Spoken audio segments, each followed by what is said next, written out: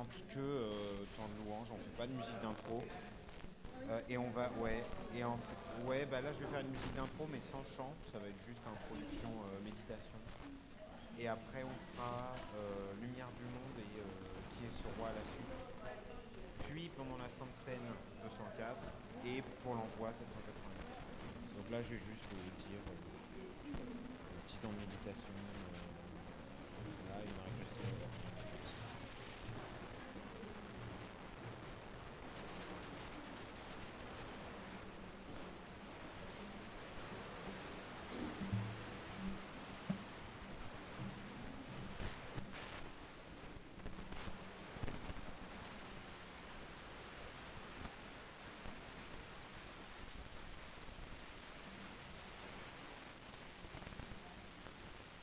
Je vous invite à entrer dans un petit temps de méditation avant de commencer ce culte, jeudi saint. Ceux qui souhaitent faire le lavement des pieds, Arnaud se trouve au fond du temple, si vous voulez. Je vous invite à méditer.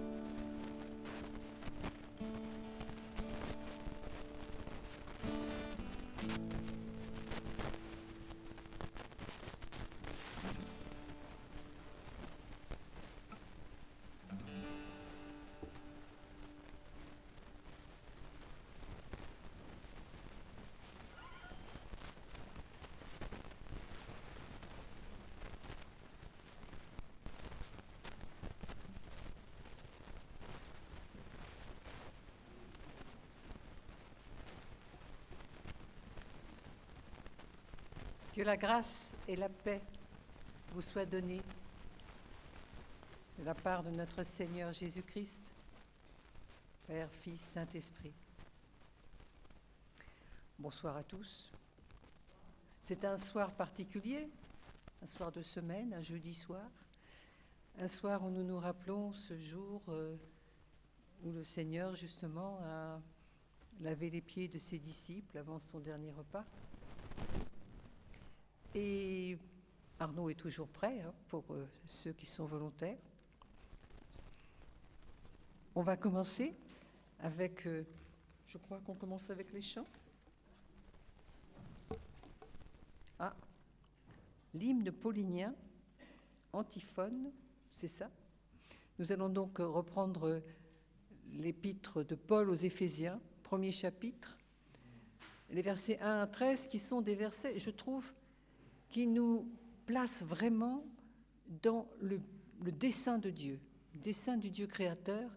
Et c'est un texte très profond et je trouve qu'il mérite vraiment d'être médité. Alors, il est antiphoné, c'est-à-dire que, d'après ce que je comprends, j'en lis un verset et vous lisez le suivant. C'est ça ? Exactement. Donc, Paul aux chrétiens d'Éphèse, donc à nous-mêmes aussi. Bénissons Dieu, le Père de notre Seigneur Jésus-Christ.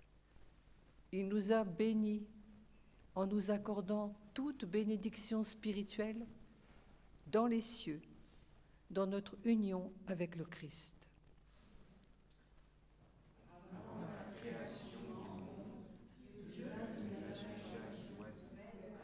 Avec lui, afin que nous fassions ce que Dieu veut et que nous soyons sans défaut à ses yeux, dans son amour. Dans son amour, Dieu a décidé par avance qu'il ferait de nous ses enfants par Jésus-Christ. Dans sa bienveillance, voici ce qu'il a voulu. Louons donc Dieu pour le don magnifique qu'il nous a généreusement fait en son Fils bien-aimé. Car, par le sang versé du Christ, nous sommes délivrés du mal et nos péchés sont pardonnés. Dieu nous a ainsi manifesté la richesse de sa grâce. Il nous a accordé avec abondance en nous procurant une pleine sagesse et une pleine intelligence. Dans sa bienveillance, il nous a fait connaître le projet de salut qu'il avait décidé par avance de réaliser par le Christ. Ce projet que Dieu conduira à son accomplissement à la fin des temps consiste à rassembler tout ce qui est dans les cieux et sur la terre sous une seule tête, le Christ. Par notre union avec le Christ, nous avons reçu la part qui nous était promise, car Dieu nous a choisis par avance, selon ce qu'il a décidé. Et Dieu réalise toutes choses conformément à ce qu'il a décidé et voulu. Louez donc la grandeur de Dieu, nous qui avons été les premiers à mettre notre espérance dans le Christ. Louons-le, nous qui avons mis notre espérance dans le Christ. Thibaut nous a prévu un cantique. Je vais donc.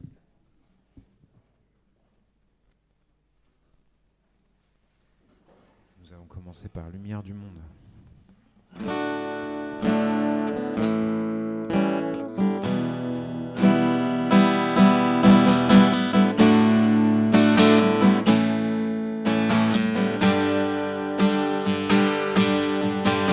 Lumière du monde, venue dans l'obscurité, tu m'ouvres les yeux et je vois tant de beauté que mon cœur ému t'adore. Je sais que ma vie est en toi.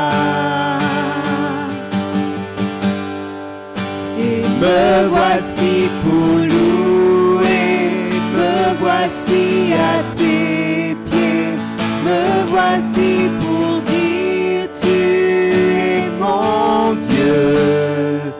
Car tout en toi est beauté, tout en toi est grandeur, tout en toi est merveilleux pour moi. Roi éternel, élevé au-dessus de tout, ta gloire resplendit dans le ciel. Tu es venu humblement sur cette terre, tu t'es donné par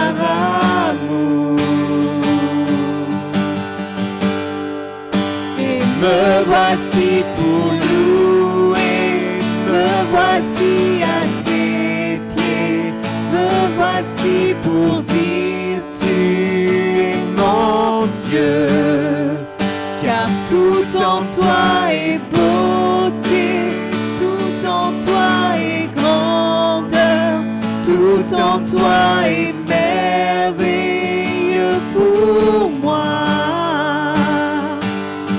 Je ne pourrais imaginer le prix payé pour mon péché. Non, je ne pourrais imaginer le prix payé pour mon péché.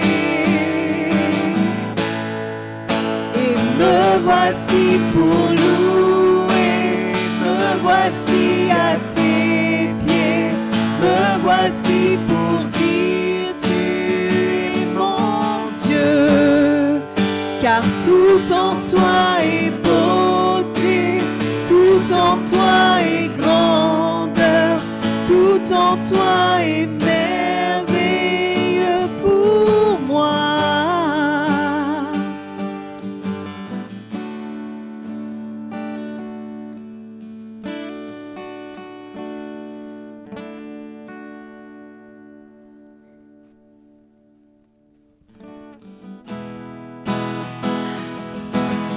Continuons de chanter notre roi.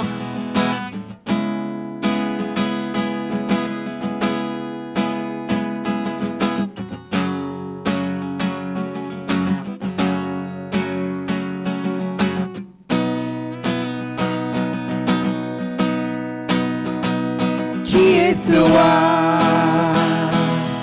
venu laver mes pieds? Qui est ce sauveur devenu comme l'un de nous? Qui est ce berger dont la voix est si remplie d'amour? Qui est cet ami proche qui essuie mes larmes? Qui est ce roi qui veut laver mes pieds? Qui est ce sauveur devenu comme l'un de nous? Qui est ce berger dont la voix est si remplie d'amour? Qui est cet ami proche qui essuie mes larmes? Tu es digne de toute ta gloire, tu mérites toutes les louanges, tu es digne de tout l'honneur. Jésus, Fils de Dieu, tu es digne de toute la gloire, tu mérites toutes les louanges, tu es digne de toute l'honneur. Jésus, Fils de Dieu.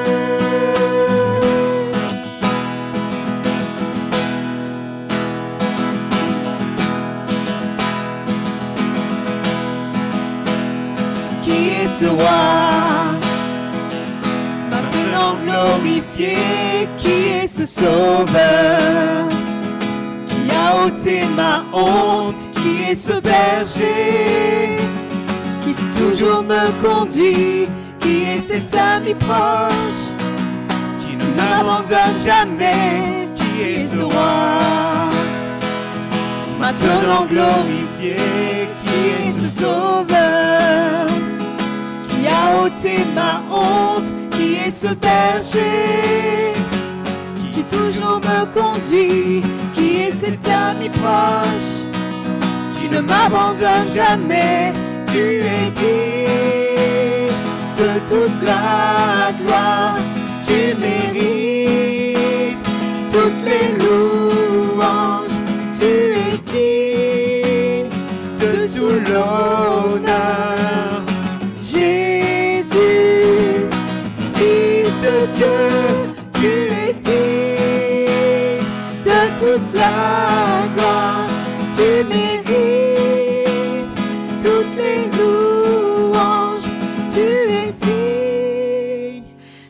toute l'honneur. Jésus, Fils de Dieu.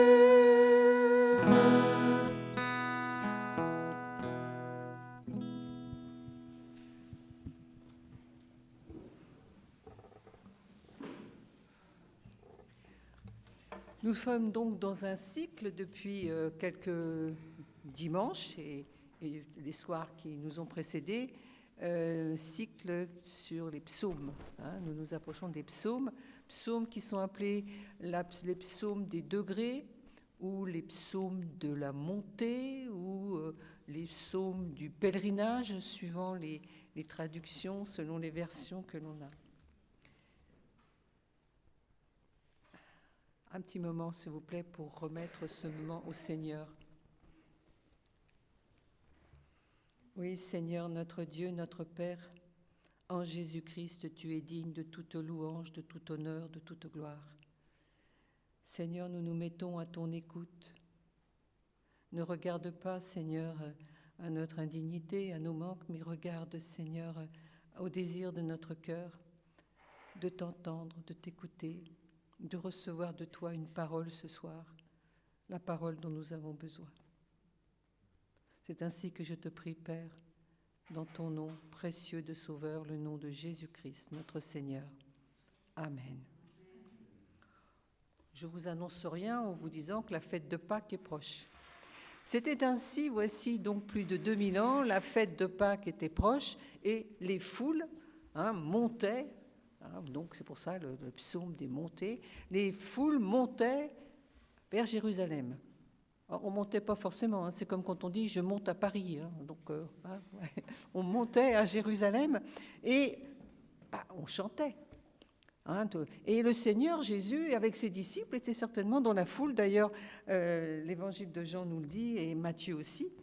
Ils montaient eux aussi donc vers Jérusalem et peut-être, sans doute, chantait-il ces psaumes, parce qu'il faut se souvenir que c'était des cantiques, des chants. Oh, c'était très joyeux, mais ça pouvait aussi être des cantiques un peu plus graves, parce que là, on montait à Jérusalem pour apporter un sacrifice. On allait faire un sacrifice pour couvrir les péchés qu'on avait pu faire dans l'année, depuis la dernière Pâques. Et le psaume que nous allons lire maintenant est l'un de ces psaumes un peu graves, un peu plus peut-être profond, triste, enfin quoi que tous les psaumes sont bons. On ne va pas faire de détails. Donc c'est le psaume 130 qui a été choisi pour ce soir et qu'on va lire. Alors je ne sais pas trop comment ça se passe. Il est dans la version seconde. Merci Isabelle. C'est donc le Cantique des degrés. Qui peut me lire le psaume ? Anta, vas-y.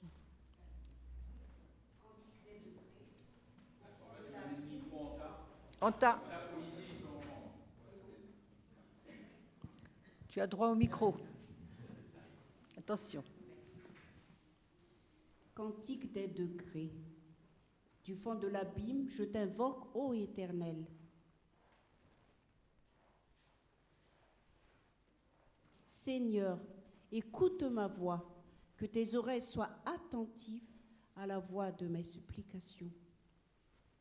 Si tu gardais le souvenir des inquiétés, Éternel Seigneur, qui pourrait subsister ?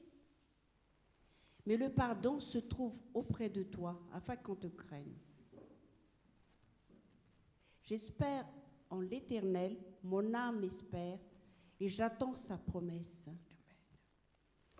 Mon âme compte sur le Seigneur, plus que les gardes ne comptent sur le matin, que les gardes ne comptent sur le matin. Israël, mets ton espoir en l'Éternel, car la miséricorde est auprès de l'Éternel et la rédemption est auprès de lui en abondance. C'est lui qui rachètera Israël de toutes ses iniquités. Amen. Alors, qui prie ? Qui prie ? C'est quelqu'un qui connaît Dieu, qui connaît Yahvé, l'Éternel. C'est certainement un juif. Le premier verset nous renseigne tout de suite sur l'état d'esprit de ce priant. Le texte hébreu dit « Des profondeurs, je t'appelle, ô Yahvé, ô Éternel ». Alors les différentes versions de nos Bibles nous disent, donc traduisent ce texte hébreu, « Des lieux profonds, du fond de l'abîme, du fond de la détresse, du fond du malheur. » Voilà qui nous indique bien que celui qui prie, en fin de compte, il est au fond du fond, quoi. Il est au fond du trou, hein, comme on dit aujourd'hui. Il n'est vraiment pas dans un état joyeux. Il est très, accablé. Tout secours humain, toute consolation semble lui être ôtée. Le souffrant ne sait plus trop à qui s'adresser, en fait. Alors il vient à Dieu. C'est une immense souffrance. Ce psaume commence avec une immense souffrance. Alors, il appelle, il crie. Il crie et il appelle celui qu'il connaît comme son Dieu, l'Éternel. Et il ne reste pas muet. Il ne prie pas en pensée. Il ne murmure pas dans son coin. Non, il crie. Et quelquefois, quand on est dans un moment douloureux, une profonde tristesse, angoisse, en souffrance, on crie. On crie à l'Éternel, au secours, Seigneur. Alors, Seigneur, dit-il, écoute ma voix. Certains, ils auront peut-être un sourire, un petit sourire moqueur, en lisant la suite, lorsque le psalmiste écrit « Que tes oreilles soient attentives à la voix de mes supplications. » Que tes oreilles. Dieu aurait-il des oreilles? Ah, pourquoi pas? Pourquoi pas? L'humain, il a bien été créé à l'image de Dieu, du Créateur. Alors on peut imaginer que puisque nous avons des oreilles, il en a peut-être. Et quand il est venu parmi nous, en Jésus-Christ notre Seigneur, il avait bien un corps humain. Il avait bien des oreilles. Alors, ce n'est pas vraiment incroyable de dire que tes oreilles soient attentives à ma prière. Alors, nos prières, elles ne partent pas dans le néant. Où que nous soyons, notre prière est entendue de Dieu. Que ce soit en église, oui, mais que ce soit dans le secret de notre chambre, dans notre voiture, dans un bois. Vous savez, dans ces lieux, là, on est en train de se promener, de marcher, et puis là, on répand notre cœur, nos soucis, ou même notre joie au Seigneur. Je crois que c'est Jean-Jacques Rousseau qui disait que la plus belle des églises, c'était le fait, vous savez, quand vous êtes dans un chemin et puis que les arbres se rejoignent, hein, ça fait comme un toit d'église. Alors, Dieu entend nos prières. Il sait si elles sont faites d'un cœur sincère, si elles viennent vraiment de notre cœur et pas seulement de notre bouche, ou si ce n'est pas seulement des prières répétées, vous savez, d'un point de vue liturgique, qu'on répète un petit peu mécaniquement. Il est attentif à la prière faite sincèrement. Le psaume, la suite du psaume, nous révèle, je pense, on peut discerner quelle est la sorte de souffrance qui est celle du psalmiste. Alors, peut-être, bien sûr, ça peut être une souffrance de deuil, une souffrance de maladie, une souffrance par rapport à une situation, on va dire, économique. Mais non, je pense plutôt, si on voit la suite du psaume, que c'est une souffrance, il souffre d'un sentiment d'indignité. un sentiment de culpabilité. Il se sent indigne de ce Dieu tout-puissant. Vous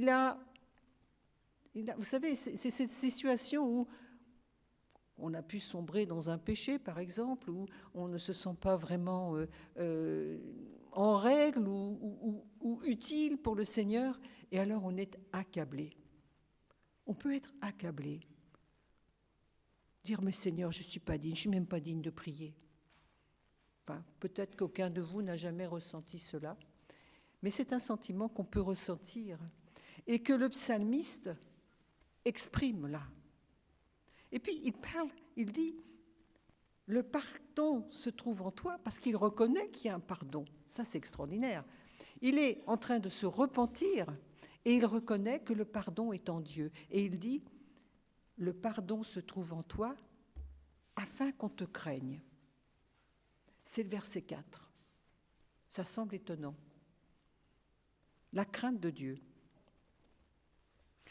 La crainte de Dieu, tout le monde, enfin, vous le savez peut-être, c'est pas la peur de Dieu.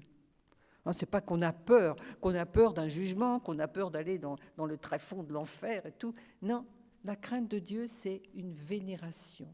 C'est honorer Dieu, c'est l'aimer. C'est reconnaître qu'il est souverain, qu'il est Seigneur. Vous savez, c'est un petit peu cette crainte de Dieu. On pourrait peut-être la remettre à cette crainte qu'on peut avoir d'un souverain, par exemple.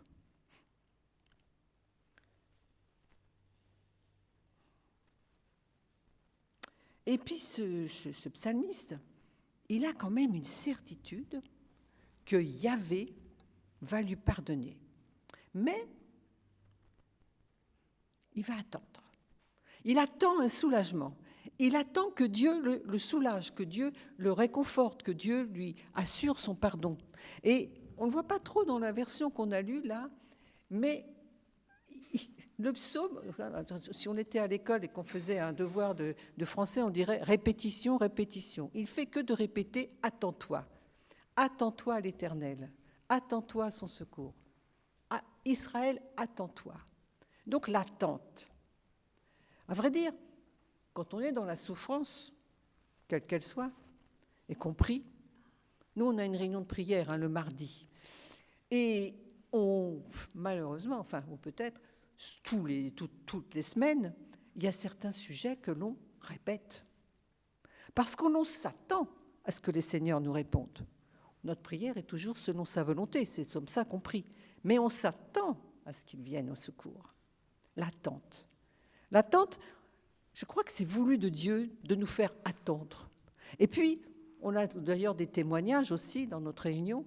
Quelquefois, la réponse, elle vient des semaines, des mois, des années après. On est d'accord. Alors on se dit, mais pourquoi tu ne réponds pas tout de suite, Seigneur ? Ben non. Et il y a une raison pour ça. D'abord, il nous travaille un peu notre persévérance, notre foi aussi. Parce que la foi de ce psalmiste, c'est avoir confiance. Il a confiance dans son Dieu. Il sait que son Dieu est amour. Il sait que son Dieu est rédempteur, comme il dit, qu'il est sauveur. Attendre que Dieu réponde. Il va attendre, mais pas, on va dire, dans le vide. Il va attendre par rapport à la parole de Dieu. Il met, à un moment donné, je vais le retrouver, « J'ai attendu l'Éternel », donc c'est au verset 5. « Mon âme l'a attendu. J'ai eu mon attente », alors là pareil, répétition. J'ai eu mon attente dans la parole, en sa parole.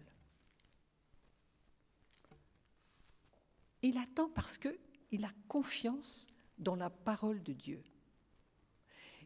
Dieu a promis, là on est avec un psalmiste, un homme qui est du peuple d'Israël. Il est juif. Le peuple d'Israël se trouve dans des situations difficiles. La conquête, d'abord par la Syrie, puis par Babylone, la déportation, l'occupation. Et pourtant, il a confiance. Il sait que c'est quelque part une punition de l'Éternel. Il avait promis. Le Seigneur l'avait annoncé, avait menacé Israël. Il avait dit, revenez à moi, revenez à moi. Mais il y a aussi la promesse. La promesse, je vous libérerai. Je vous sauverai. Israël sera libéré et sauvé. Et donc le psalmiste, il s'accroche là-dessus. Il s'accroche pour lui, il a confiance pour lui que Dieu va lui pardonner, et il a confiance pour son peuple, Israël. Et donc, sa prière, sa confiance, son espérance se basent sur les promesses des prophètes, sur les promesses qu'il a dans sa Bible, dans sa parole. Et nous, aujourd'hui, chrétiens, ça peut être aussi, ça doit être même, la base de notre confiance, la parole de Dieu. Alors, je viens de vous dire que, on le lit dans le texte, « Ô Israël, attends-toi à l'Éternel », on veut dire, bon, alors nous sommes chrétiens du 21e siècle, alors les psaumes, Israël, c'est leur problème, est-ce que ça nous regarde ? Je vois Jean-Pierre qui fait... Ben oui, parce que nous sommes le peuple du Seigneur. Nous sommes quelque part issus d'Israël. Notre foi, elle est basée sur ses écrits, sur ses promesses, sur ses prophéties données à l'Éternel, données à Israël. Nous ne sommes pas séparés d'Israël. Je parle de l'Israël, peuple de Dieu. Là, on fait une petite différence entre pays d'Israël et peuple d'Israël. Donc, nous, chrétiens du XXIe siècle, on peut être dans cette situation de souffrance, je dirais presque de dépression, d'abattement. Là, on vient de recevoir, Claude y reçoit un journal des retraités de la SNCF, et puis justement, la première page, là c'est ce matin, il y a un pauvre monsieur qui est là sur sa chaise, complètement abattu, et la situation de détresse, met-il. Donc la détresse, elle est toujours bonne. Détresse aussi dans le milieu du travail, détresse dans nos familles. Et puis aussi, comme je le disais tout à l'heure, le sentiment de culpabilité qui peut aussi nous assaillir. On n'est pas exempt de ça. Et alors, moi j'ai une parole que j'ai quelquefois entendue. Bon, on reconnaît qu'on peut pécher, qu'on peut être dans l'abattement parce qu'on n'a pas vraiment été au top. On n'a pas été parfait. Mais est-ce qu'on peut perdre son salut ? Ah, vaste question. Peut-on perdre son salut ? Alors ce soir, Arnaud, il a renouvelé un geste qui peut nous paraître étrange, un geste du Seigneur qui a lavé les pieds de ses apôtres. Mais que nous dit le Seigneur par cet acte un peu étrange, qui pour l'époque n'était pas si étrange que ça, puisque les gens arrivaient du chemin, c'était pas pavé, sauf peut-être la voie romaine, mais enfin, il y avait beaucoup de poussière, ils avaient des sandales, ils arrivaient, leurs pieds étaient sales, et avant de manger, surtout qu'ils mangeaient un peu presque ras du sol, ils étaient pas à table sur des chaises, les serviteurs leur lavaient les pieds. Et donc le Seigneur se fait serviteur et lave les pieds des apôtres. Alors vous allez me dire, mais... Bon, ok. Quel est le rapport entre le Seigneur qui lave les pieds des apôtres et le psaume 130 ? Si vous vous souvenez, ce passage, d'ailleurs c'est étrange, on ne le trouve que dans l'évangile de Jean. Jésus dit, il reprend Pierre, Pierre lui dit, mais Seigneur, qu'est-ce que tu fais ? Jésus lui dit, si je ne lave, tu n'auras point de part avec moi. Étonnant. Alors, Pierre lui dit, parce que Jésus va lui dire,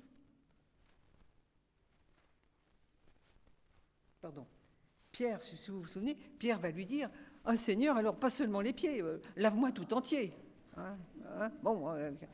Carrément, lave-moi tout entier. Alors Jésus lui répond, celui qui est lavé, il n'a pas besoin d'autre chose que de se laver les pieds pour être entièrement pur. Vous êtes purs, ajoutera-t-il. Alors là, à travers cet acte de lavage des pieds des apôtres, Jésus enseigne ses apôtres sur quelque chose d'important, et je dirais qu'il nous enseigne nous aussi. Peut-être, je vais vous étonner là, on va prendre comme si c'était Jésus qui nous parlait. Si tu as cru en moi, Jésus-Christ le Sauveur, le Seigneur, en qui Dieu le Père est venu pour ton salut, tes péchés, ils ont été pardonnés. Tu as été délivré de la condamnation de mort qui pèse sur toute l'humanité. Mais tu vis encore dans la poussière de ce monde. Tu es encore tenté. Tu peux encore chuter. Tu peux être découragé et faillir dans ta foi. Alors, c'est chaque jour que je viens te laver les pieds. Si tu viens à moi et me demandes pardon sincèrement, en cherchant toujours à remédier tes défaillances, je te pardonne chaque jour. Souvenez-vous du Notre Père. Notre Père que l'on répète régulièrement, si ce n'est tous les jours, du moins tous les dimanches. Pardonne-nous nos offenses, comme nous pardonnons à ceux qui nous ont offensés. Si c'était fait une fois pour toutes, ok, j'ai été lavé de mes péchés, je me suis converti, j'ai été baptisé, ou je suis peinard, terminé. Pourquoi demander tous les jours, Seigneur, pardonne-nous nos offenses? Donc, chaque jour, le Seigneur nous appelle à nous approcher de lui, à considérer cette poussière que nous avons amassée dans la journée, avec nos contacts, avec les collègues, les moments où on s'est énervé, les moments où on s'est irrité, où on a craint, où on a manqué de foi. Il y a un petit problème avec Olivier? Non, il n'y a pas de problème. Formidable. Donc, ce lavage des pieds, il nous parle de ça. Il nous parle de venir régulièrement déposer aux pieds du Seigneur ces petites défaillances, ces petits manques, petits ou grands. Ces moments où notre foi vacille, on ne voit pas les choses arriver, et puis on peut même avoir des paroles « Oh, dis donc Seigneur, mais qu'est-ce qui se passe alors ?» Et puis il y en a même qui disent « Puisque c'est comme ça, je ne crois plus en toi. » Donc ça, c'est un peu idiot d'ailleurs, mais ça arrive. Et le psalmiste, c'est ce qu'il fait, le psalmiste. Il appelle le Seigneur, il lui demande pardon. Il vient pour être lavé, libéré.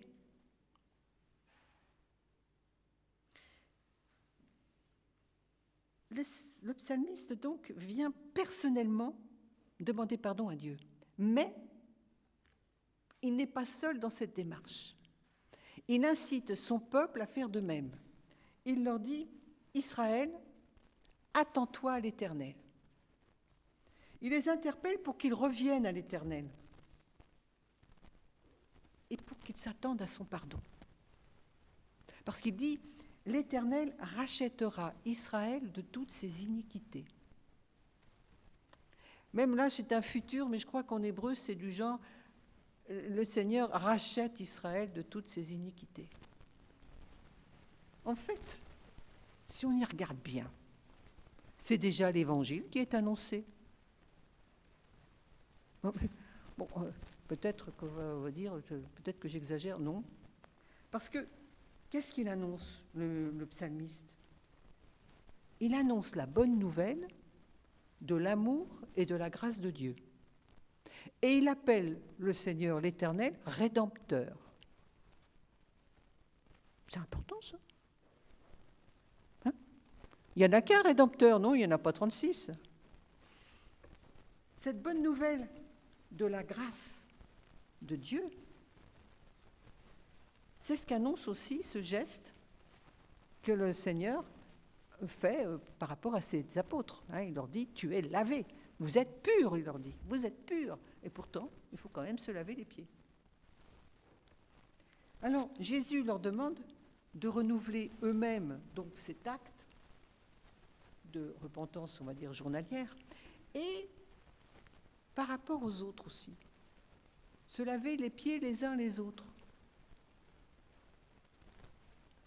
Moi, je pense que ça veut dire c'est cette communion qu'on doit avoir les uns avec les autres, cette confiance qu'on doit avoir les uns avec les autres. Être serviteurs les uns des autres, c'est pas seulement aller faire un déménagement, c'est bien aussi, c'est bien aussi. Mais c'est s'exhorter les uns les autres, prier les uns pour les autres, se soutenir les uns les autres, faire corps, famille. C'est ça, le service. On peut aussi se laver les pieds les uns des autres. Arnaud nous l'a fait ça aujourd'hui. Il a renouvelé ce geste du Seigneur, qui a une grande symbolique spirituellement. Alors ce soir, et dans les jours qui viennent, rappelons-nous cette exhortation confiante du psalmiste et faisons la nôtre. Mon âme, attends-toi à l'Éternel. Attends-toi au Seigneur, car cette espérance qu'il évoque dans cette prière, c'est aussi la nôtre. Nous qui sommes le peuple racheté du Seigneur. On peut presque s'appeler Israël. Peuple racheté du Seigneur, attends-toi à l'Éternel, à Yahvé. Yahvé, nom de l'Éternel, qui dit « Je suis ». Le Seigneur est le « Je suis ». J'étais, je suis, je serai l'Éternel. Amen.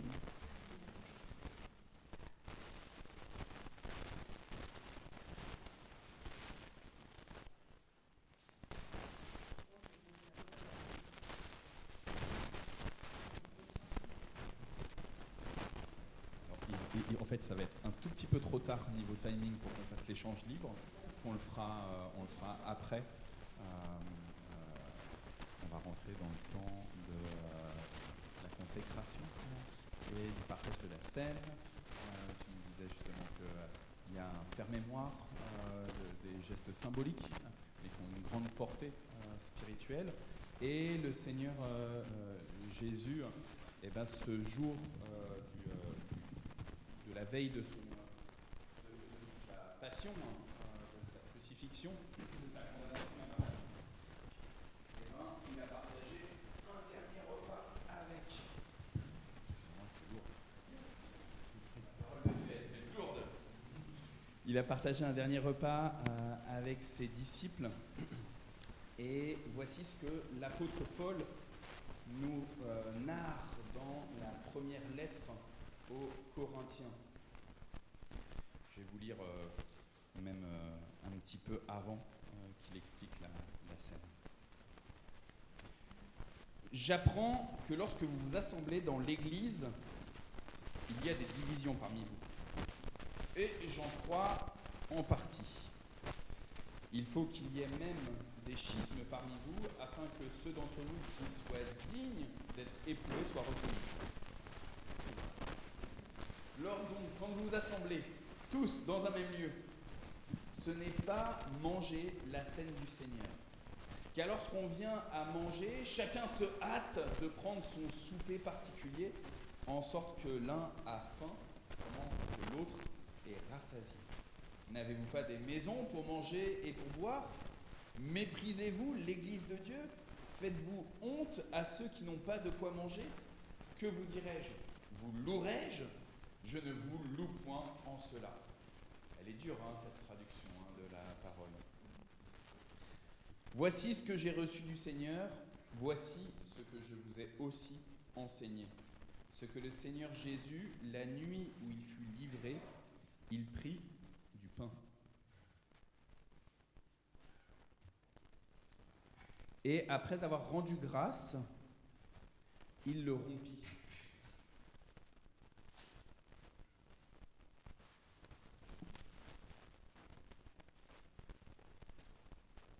Et il dit, prenez, mangez, ceci est mon corps, il est rompu pour vous. Faites ceci en mémoire de moi.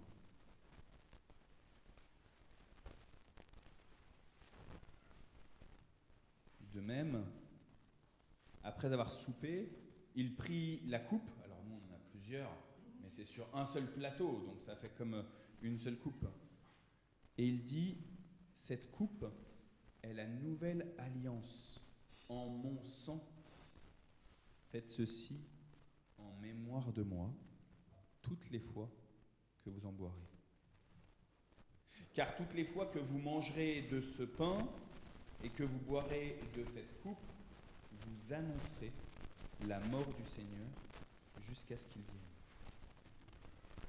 C'est pourquoi quiconque mangera de ce pain ou boira de la coupe du Seigneur de manière indigne sera coupable du corps et du sang du Seigneur. Que chacun donc s'éprouve soi-même.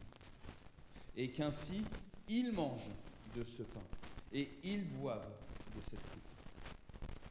Celui qui en mange et qui en boit indignement mange et boit sa condamnation, ne discernant point le corps du Seigneur. Alors, frères et sœurs, je pense que tout à l'heure on a été éclairés par la prédication apportée par Marie-Christine sur ce qu'est cette question de la condamnation. Votre Rédempteur est vivant. Et il a donné sa vie sur le bois de la croix pour que justement plus aucune condamnation ne pèse sur votre esprit, sur votre âme, sur votre corps. Alors oui, ce n'est pas votre propre indignité qui doit vous faire accepter de prendre ce repas de scène, c'est la dignité du Seigneur, qui est celui qui vous relève, celui qui vous regarde, qui vous fait grâce, qui vous fait miséricorde. Je vous propose, frères et sœurs, que nous fassions un cercle de communion. Et Thibaut, je pense que tu vas aussi nous entraîner avec un chant, avec Marilène, en même temps que nous allons prendre. Et puisque l'apôtre Paul nous dit qu'à propos des repas, qu'il y en a qui ont déjà mangé, d'autres sont encore à avoir faim, je propose que je vais passer avec vous auprès de vous, je vais vous donner le pain, ensuite je vais vous donner le vin et le jus de raisin. Vous allez simplement attendre avec votre pain, avec votre vin et votre jus de raisin, et on va, une fois que tout sera servi, on va prendre ensemble. Et évidemment, pour ce repas de la scène, où que vous en soyez réellement avec le Seigneur, c'est l'Esprit Saint qui vous dirige. Et si vous devez prendre la scène parce que vous le sentez dans votre cœur, prenez la scène, quels que soient les sacrements que vous avez déjà vécus.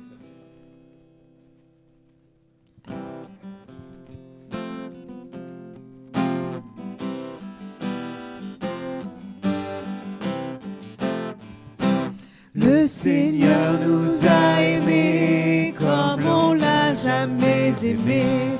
Il nous guide chaque jour comme une étoile dans la nuit. Quand nous partageons le pain, il nous donne son amour. C'est le pain de l'amitié, le pain de Dieu. C'est mon corps, prenez et mangez. C'est mon sang, prenez et buvez. Car je suis la vie et je suis l'amour. Ô Seigneur, emporte-nous dans ton séjour. Le Seigneur nous a aimés comme on n'a jamais aimé. Pour les gens de son village, c'était le fils du charpentier. Il travailla de ses mains comme l'ont fait tous ses voisins.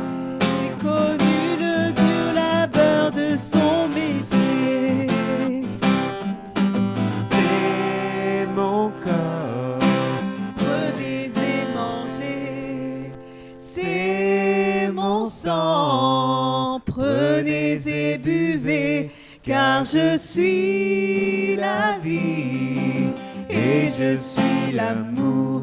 Ô Seigneur, emporte-nous dans ton séjour. Le Seigneur nous a aimés comme on l'a jamais aimé. Son amour était si grand qu'il en mourut sur une croix. Son amour était si fort qu'il triompha de la mort. Il sortit de son tombeau libre et vainqueur. C'est mon corps, prenez et mangez.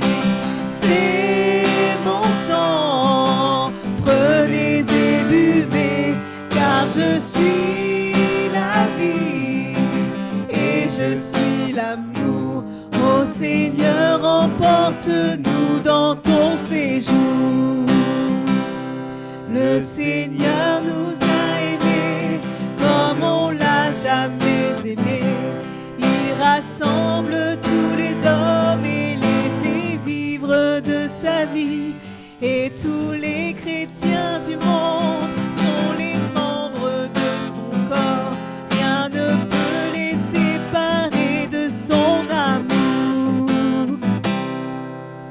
C'est mon corps, prenez et mangez.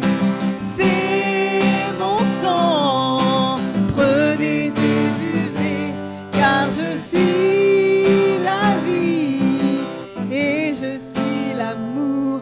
Ô Seigneur, emporte-nous dans ton amour.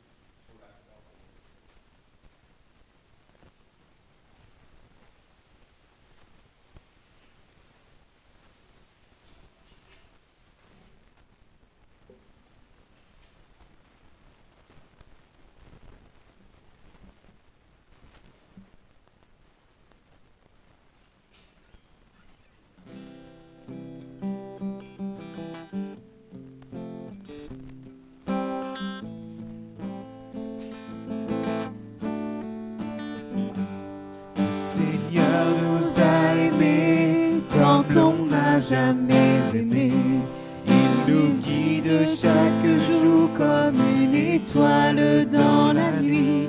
Quand nous partageons le pain, il nous donne son amour. C'est le pain de l'amitié, le pain de Dieu. C'est mon corps, prenez et mangez. C'est mon sang, prenez et buvez, car je suis la vie et je suis l'amour. Seigneur, emporte-nous dans ton séjour. Je propose de prendre place juste pour la bénédiction et le tout dernier. Et on va dire notre Père. Tu as tout à fait raison. Merci beaucoup.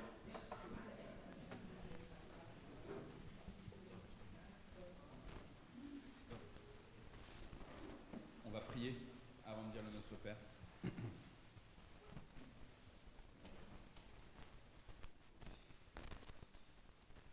Seigneur notre Dieu, béni sois-tu pour ces gestes que ton Fils a accomplis sur cette terre. Béni sois-tu pour tous ceux qui ont vu et qui ont témoigné. Béni sois-tu pour tous ceux qui ont copié, recopié, et qui nous ont permis aujourd'hui d'entendre encore ce que ta parole a réalisé. Béni sois-tu, Seigneur, d'être le bon Rédempteur, celui qui vient racheter la faute de toute ta création. Seigneur, nous te remettons tous ceux qui sont sous le poids de leur faute, de leur culpabilité, des trahisons, de leurs émotions, de leurs incapacités, de leurs inconstances,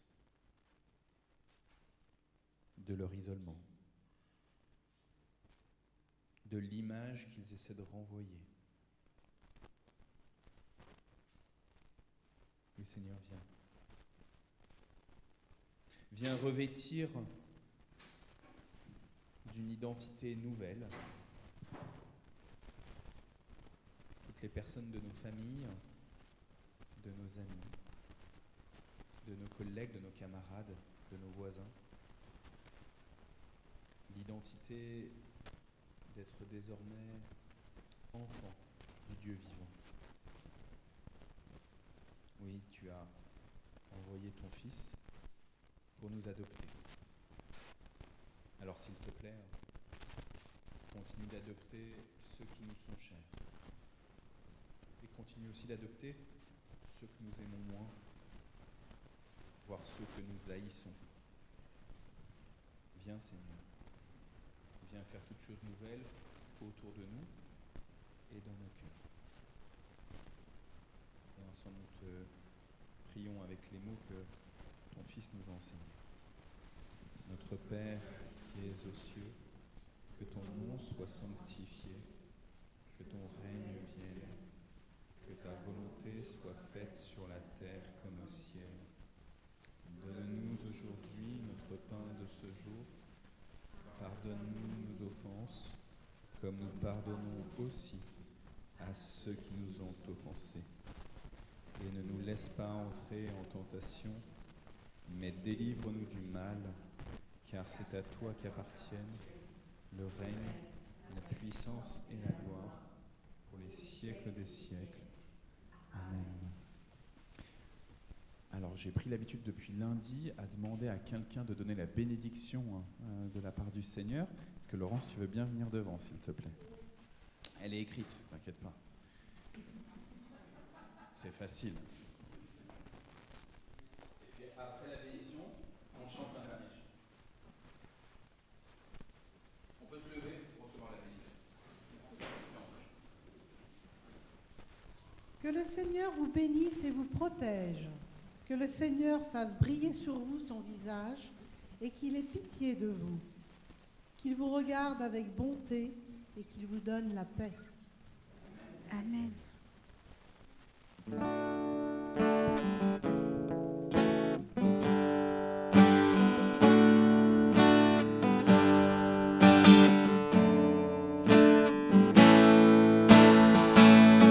Que tu es ma force, ma consolation, une lampe devant mes pas, ta voix triomphe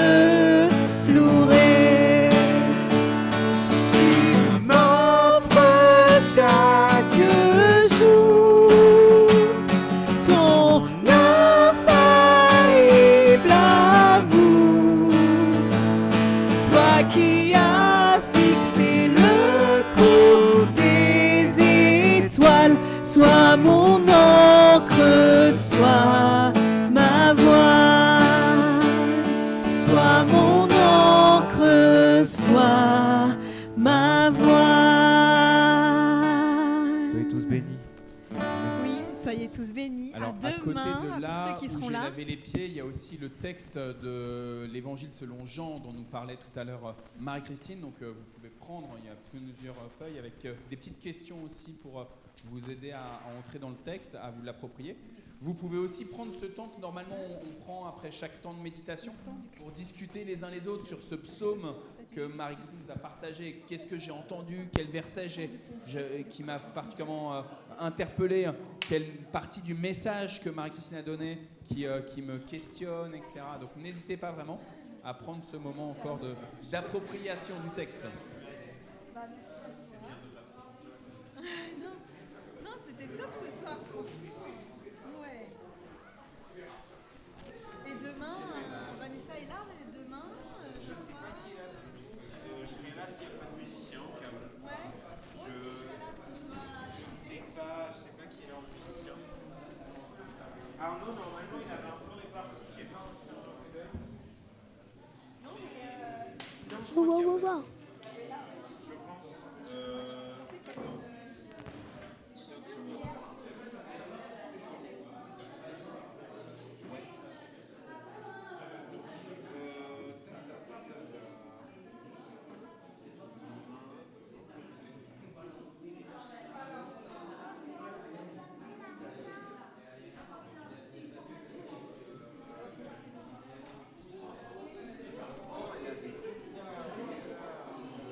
Arnaud, Samuel.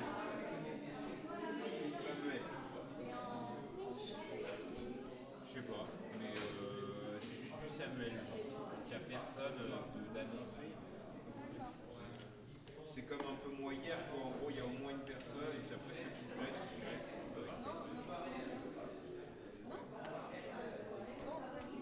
Ouais, Samuel. Ouais, mais parce que j'avais mis.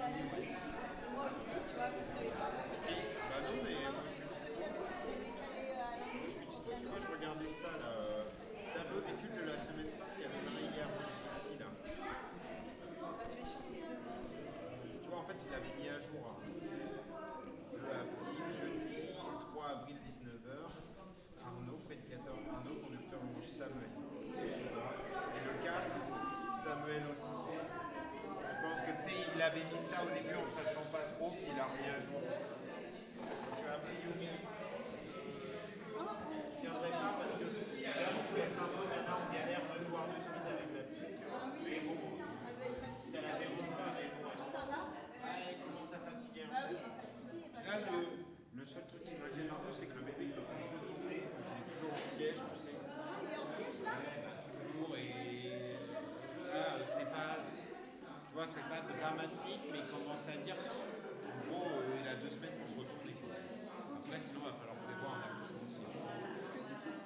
C'est 36 semaines. C'est pour fin mai. Il reste 2 mois. Voilà, il a 2 semaines en gros à peu près. Mais parce qu'ils disent qu'il faut marcher beaucoup, ça aide. Sauf que le problème, c'est que Dana, elle est en l'eau, elle est hyper sédentaire. Et là, ça va être bientôt les vacances. Travail sédentaire, mais tu vois, pour Loéva par exemple, Loéva elle est née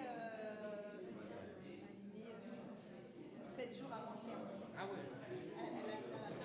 Mais elle s'est retournée, qu'elle s'inquiète pas, elle s'est retournée moi aussi. Dernier moment. Hein. Ouais, le dernier moment.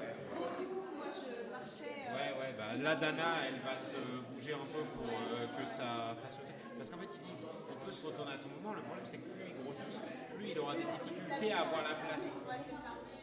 Mais Emina, elle s'était retournée, tu vois, il y avait petit, mais elle ne travaillait pas et elle avait pu plus marcher à ce moment-là. Donc ça avait joué, je pense. Tu vois. Pendant la grossesse, c'était